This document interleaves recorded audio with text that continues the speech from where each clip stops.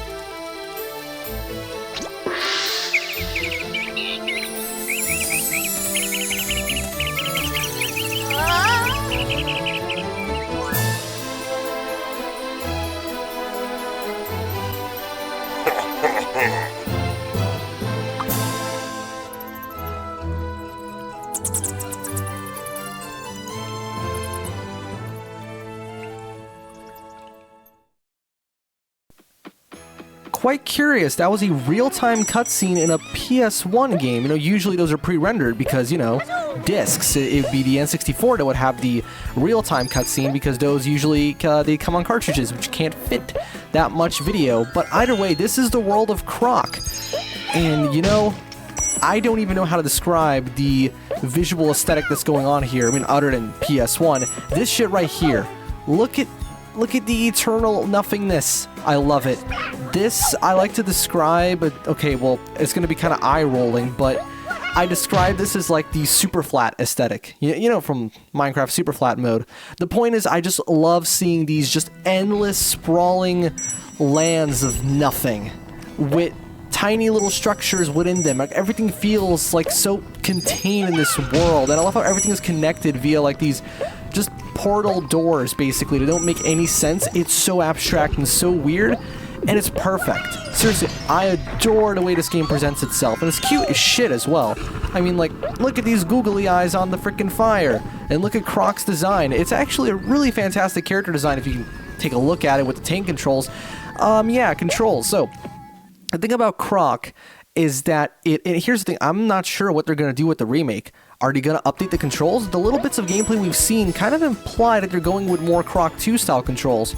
But yeah, as you can see right here, with the way that Croc moves, he's got this, like, it's almost like a tank control thing going on, except it's not, like, the worst kind of tank controls, because this isn't Rascal, this isn't Bubsy 3D. It's really interesting. So, he can rotate like this and strafe, but when he jumps, the strafe buttons rotate and left and right strafes.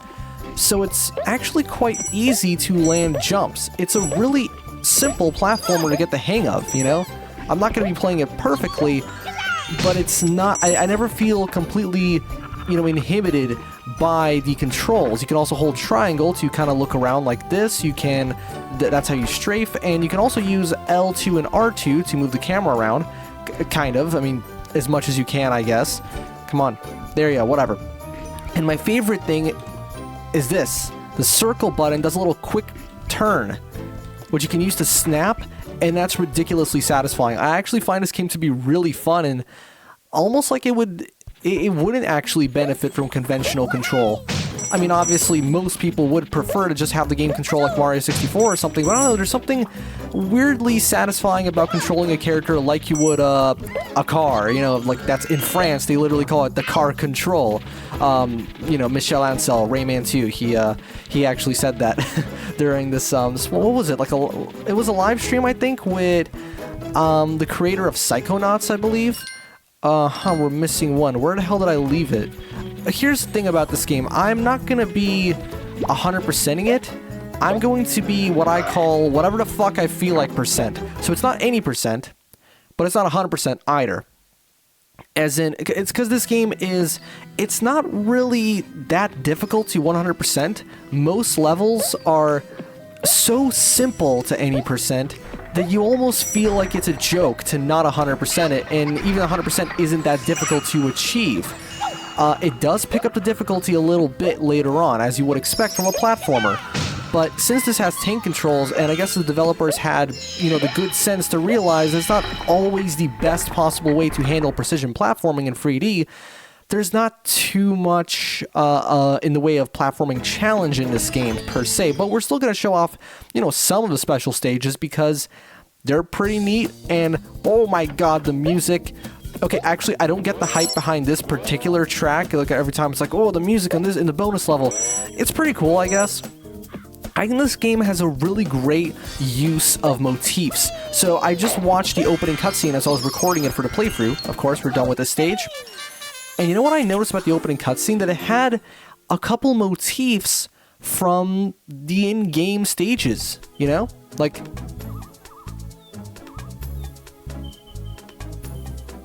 yeah, what you just heard right there. It's got a motif like that.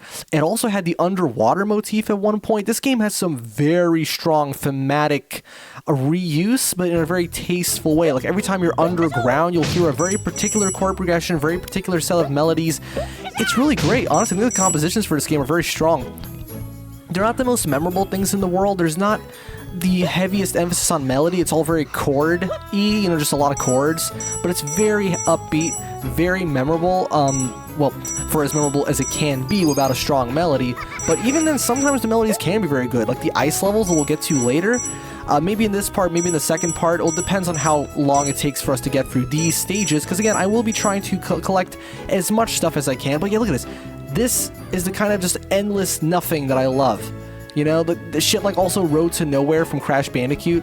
Those kind of stages where they're either just this expanding field of plain grass or just a single texture, or something suspended above like an implied nothingness, you know, just like all of this smoke and clouds and all these things. And I don't know, there's just this really weird fantasy, like this game feels like the inside of a fairy tale more than most fantasy games feel, to be honest. Even something like, you know, Legend of Zelda, that feels realistic in comparison, if that makes sense. Like, this is just so strange, and I adore it. And I love Croc's character design, actually. It's a little bit disappointing from what we've seen so far of the remake or remaster, whatever you want to call it, that from what I can tell, all they've done is just taken Croc's design and just kind of subdivided it and smoothed it over. Like, literally, like, you could just right-click and do it in Blender or something like that. I literally did that earlier as, like, an experiment. You know, I kind of made a rough draft of his model and did that. I was like, yeah, that's kind of what they did. Well, this is a very nicely constructed model for PS1, though.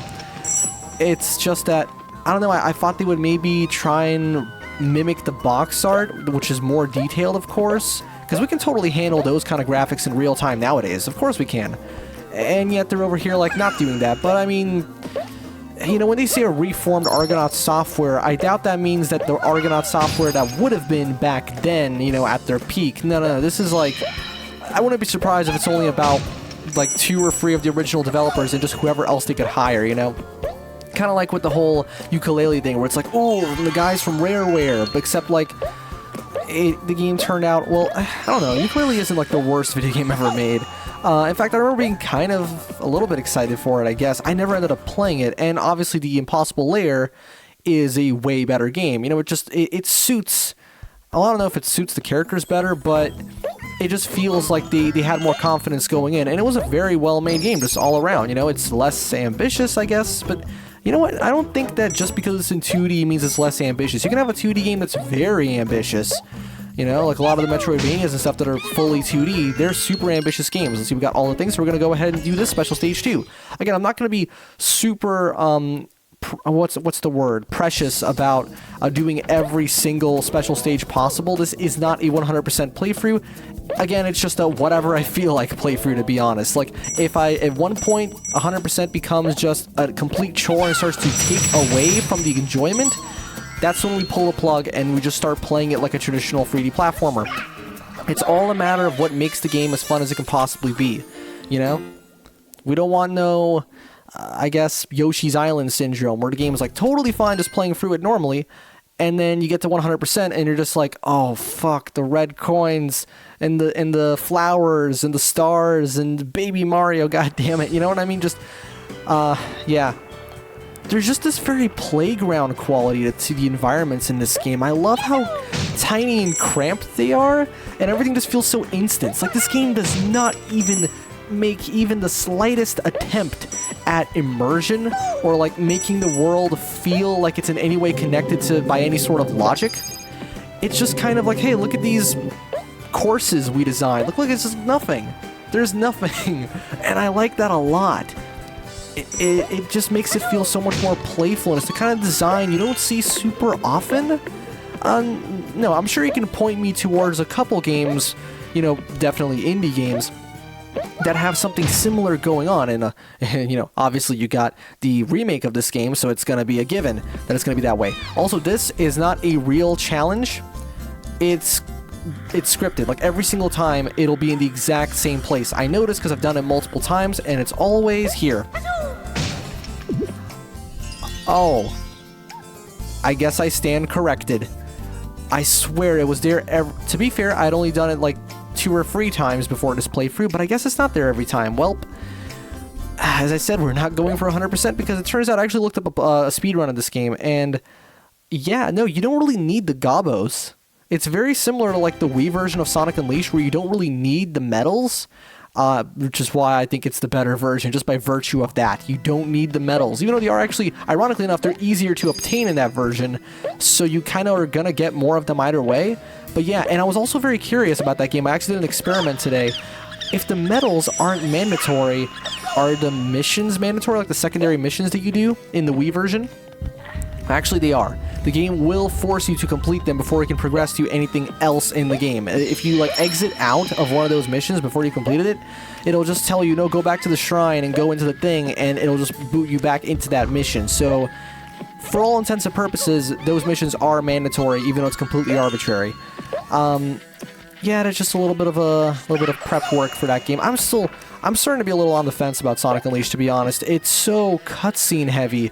Especially for a Sonic game, it's just like, I'm not okay, yeah, I know what to do here. These boxes, you can obviously push them around, simple as that. I love the design on them because it implies, you know, all those different directions. It's very clever, very Kingpin, except Kingpin came out like 2 years later. Oh, that's so weird to think about, you know, because that game doesn't necessarily feel that much older. I mean, this game actually feels still relatively, it's quite easy to go back to, you know? You can definitely kind of sense that age in the controls, even though this was after Mario 64, but at the same time, it's very smooth. This is definitely one of the best non-traditional platforming control platformers, you know, because it's so easy to fuck it up. It's so easy for a game like this to play like complete dick, but it doesn't. This is not Rascal. This is not most PS1, or, well, no, most N64 games would have normal control because of the whole analog stick thing. The PS1 was just kind of, they were trying to figure this shit out, but, well, no, funnily enough, though, Crash was also 96, I think, and that game had totally normal control. So, and so did Metal Gear Solid, that was 98. But either way, we're done with that. Let's see, how many gems do we have as of right now? We have only 3, okay. Listen to that music, man.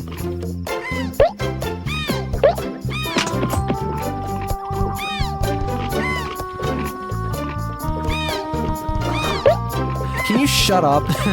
they're doing that Rayman thing where like they make a little sound to let you know, except it's kind of unnecessary when they're right next to you.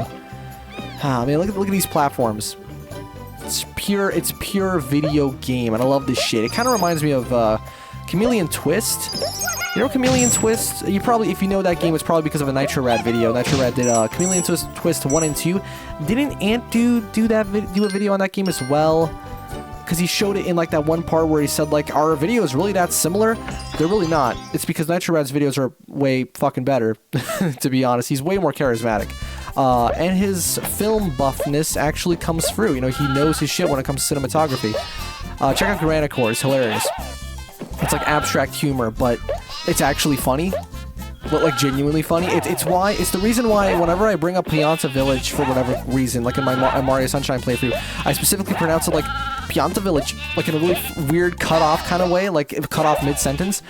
Because that's how he edited it in this video called TV Gruber, where like Brady's basically backseat gaming the whole time. It's so funny. This is actually an interesting challenge here because it utilizes the tank controls very well. Because you couldn't typically do this in like a game with normal platformer controls, unless they went out of their way to incorporate some sort of strafing feature. I love seeing lives in games where I can just use save states. Dunk. Are we gonna be fighting our first boss soon? I think we might be. Do that fucking blues. It's such a great soundtrack.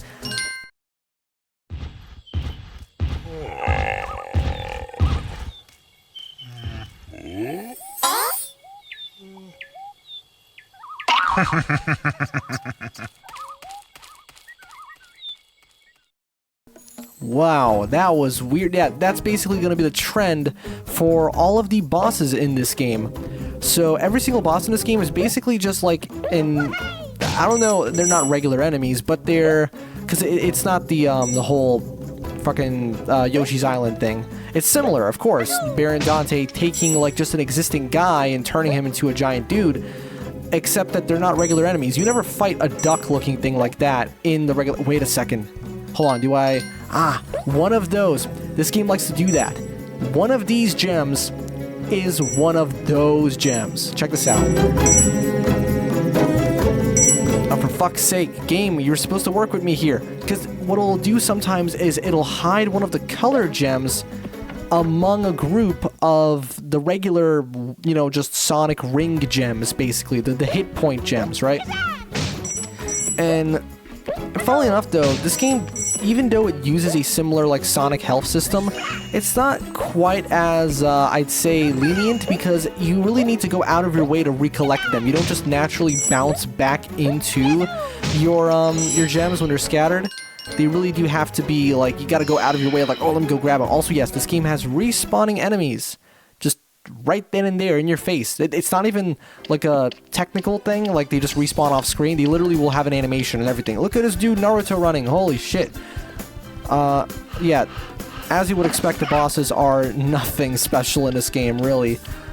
And it's interesting how the controls kind of remain tank-like here, even though the camera is, like, moving around in a weird way. Also, I think not sure if it's the next boss fight, but he's got, like, some of the best fucking music I've heard in my life, and I'm definitely gonna keep quiet for that part.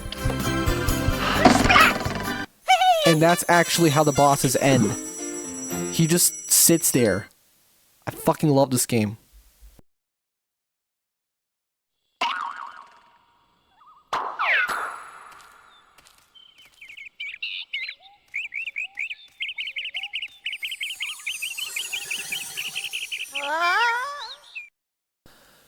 A little duck dude restored to little duck guy, who also uses his beak like a chicken, because PlayStation 1 video game. I adore shit like this. Man, it's great. Okay, got the key.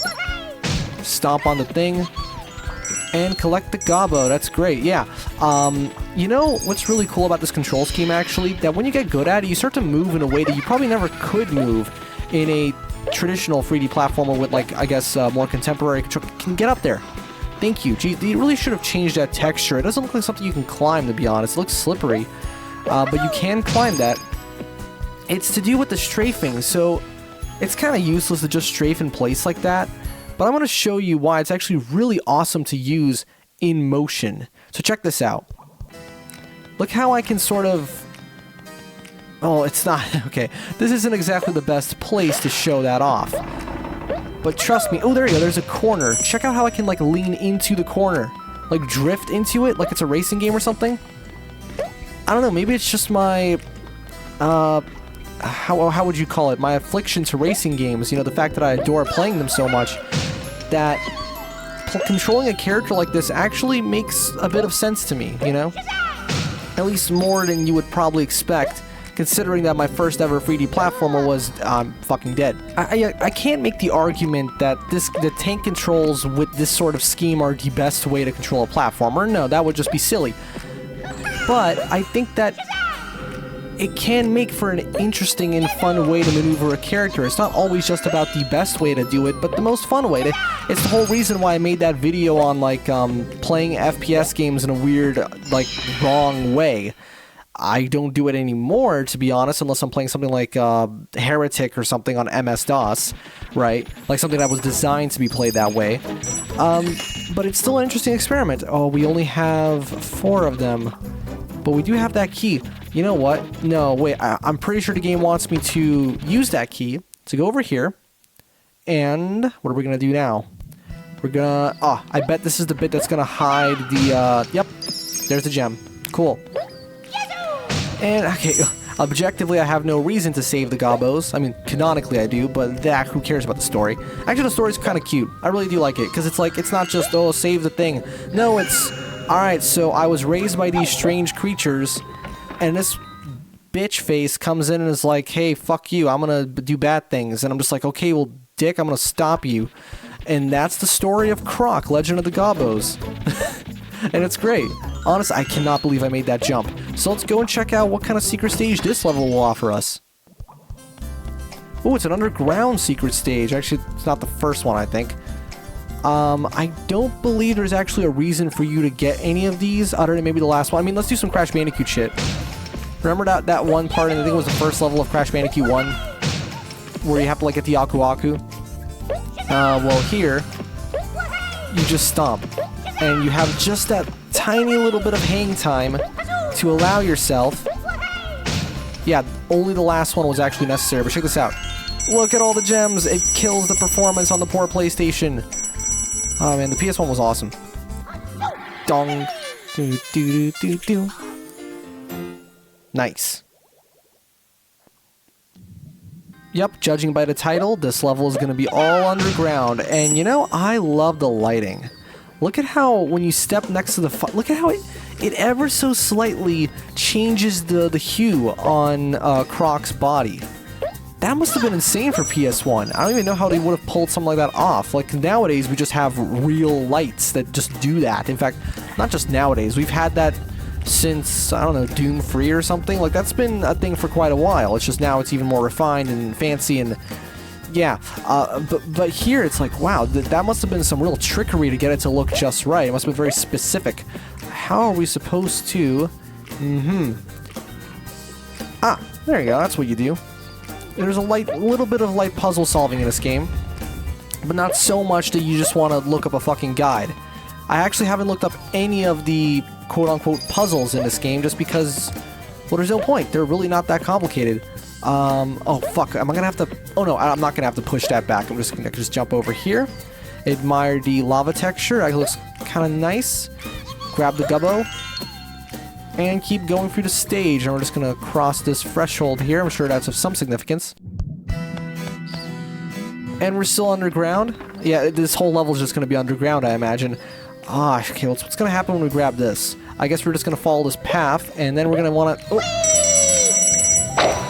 Okay, we got the thing, and good thing the platforms don't fall too quickly because it takes a little while to adjust ourselves to these controls.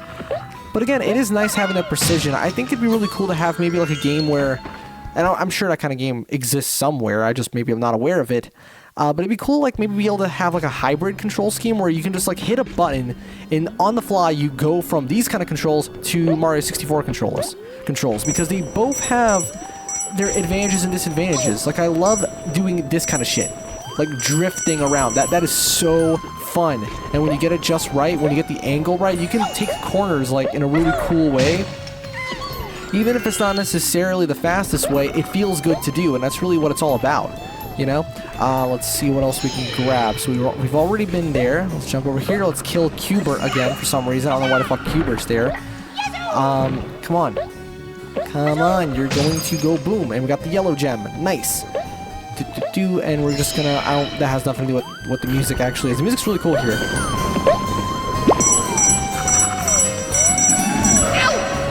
Ow, you fuck. But yeah, look, this kind of donut... this donut movement, that's really cool. You can't really do that with, you know, normal analog up, down, left, right controls. We're missing one, and there it is. That's some Sonic Colors type shit. You know when Sonic Colors hid one of the red rings? Except I don't think we're done here. Yep, I'm gonna have to go get that key if I want to save that Gubbo. But fortunately now we can completely ignore the gems because we know we have all of the ones we actually need. Let's go and save him. And I know they're Gobbos. It's Gubbo. It just sounds funny. And I think, was there an ad for this game that mispronounced it? That was a weirdly common thing back then, to have ads that like mispronounce vital elements of the game. To be fair though, I don't think the people recording those ads knew what the hell was going on. So either way, we're just going to go back into one of our bonus stages. Another underground bonus. Look at the lighting. Look how it's red and those are normal, the ones on top. That looks really cool. So what we're going to want to do here is not destroy any of these. And not even destroy these. Because I believe the key is, yep, it's right in front. So you just jump like this. Grab the key, turn around, and yippee, we got him.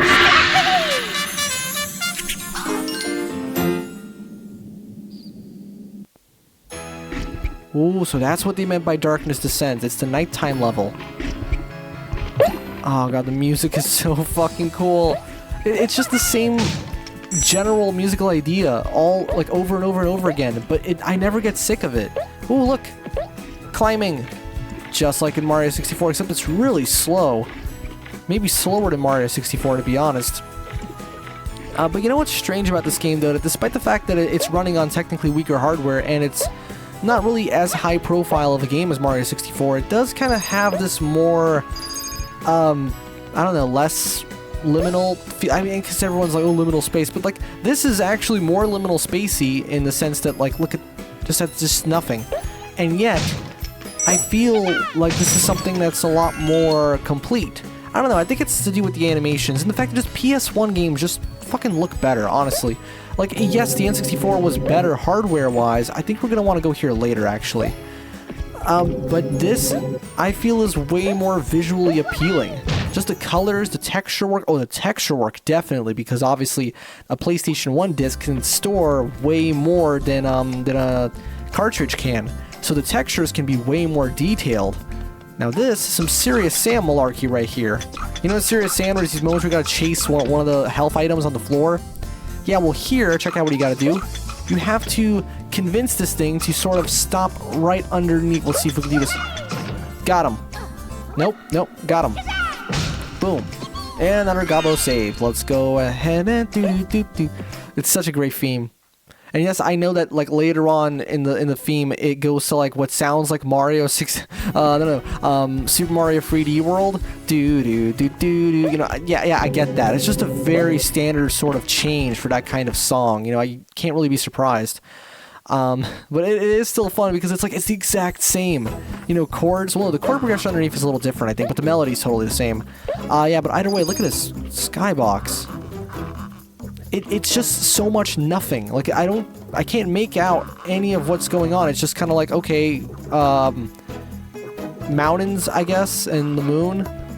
And it's just the right amount of vagueness and kind of lack of any concrete idea that makes it so appealing. I know it's actually a fairly common criticism with this game. If you've watched Josh Stry plays his video on this game, that's like one of his main criticisms. This just feels like a Me Too game, but I don't know.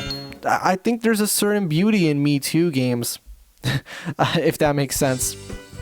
And I can't say it's nostalgia because yes, I own a copy of this game as a kid. But by that I mean, I saw this game, you know, on the internet, and I didn't know how to work a PS1 emulator as a kid. So, I convinced my dad to buy a second-hand PS1 and a couple games, one of which was this one. So, technically I own this game, like I can hold it in my hands, but I can't play it because the fucking disc is obviously not in the best condition. So what would happen is, every time the game would load, it would just, I mean, you couldn't play it. It would just get stuck on the loading screen. I never actually got to play the game. You know, I could listen to the music at the start, and then hit start, and that was it. That was Croc for me.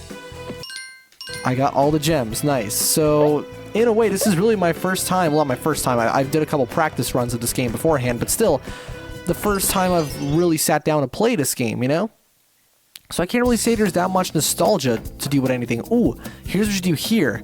You don't hit the gong, you jump into this body of water that up until now you've been conditioned to damage you. Like you believe, oh, it's just gonna damage me. Nope. Croc's dead. No, he's not. He's just in the water level now. Let's go ahead and swim around like you would in a water level. And, oh my god, listen to that music.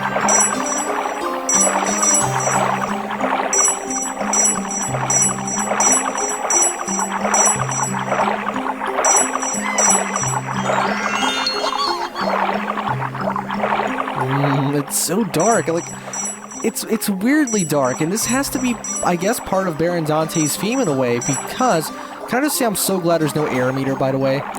But yeah, because, again, in that opening cutscene, it played a tiny bit of this motif. You know, do-do-do-do-do. It played that for a few seconds when Dante showed up, so it's like, okay, this must be, you know, just the dark, evil motif of this game. And it's basically like this game's version of do-do-do-do-do-do, you know, like the bluesy thing that Bowser has going on in Mario 64. I almost said Mario 64 DS. No, it's just Mario 64.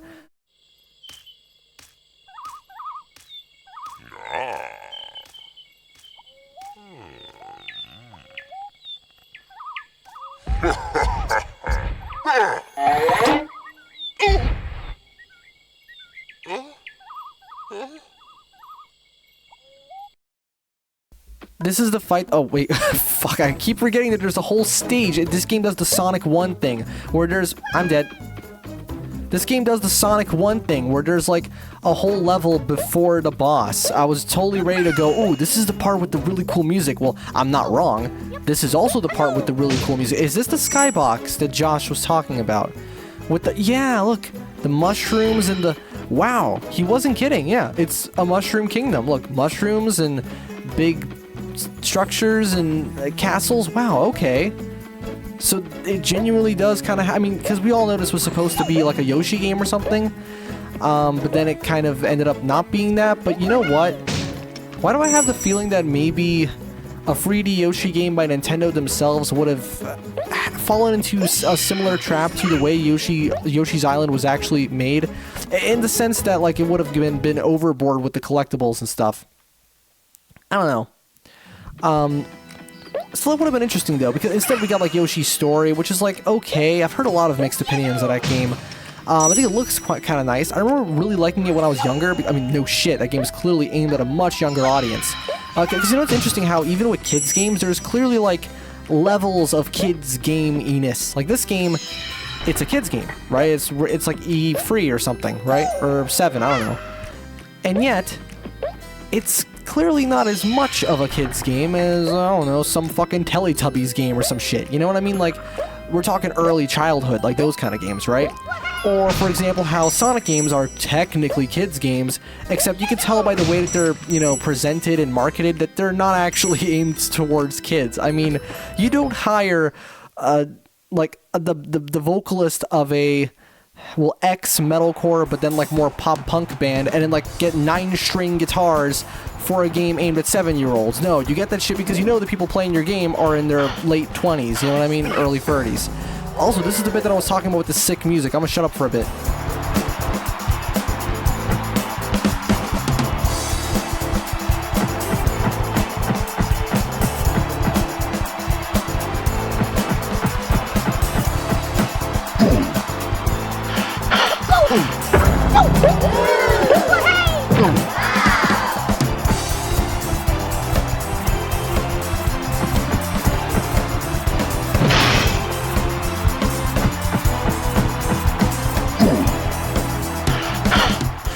god, that is beautiful. You know, it's such a great, simple little melody, right, over top that chord progression. It's such a dancey thing to do.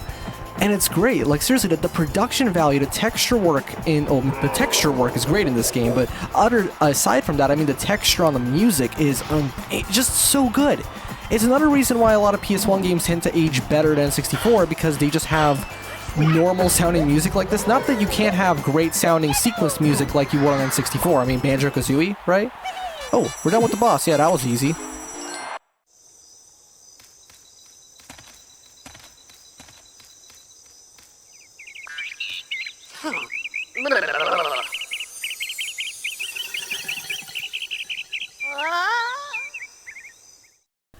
Well, that's going to do it for part 1 of Croc, Legend of the Gobbos. Stay tuned for next time, where we're going to be taking on the Ice World. Of course, the Token Ice World. See you guys in part 2, Croc, Legend of the Gobbos.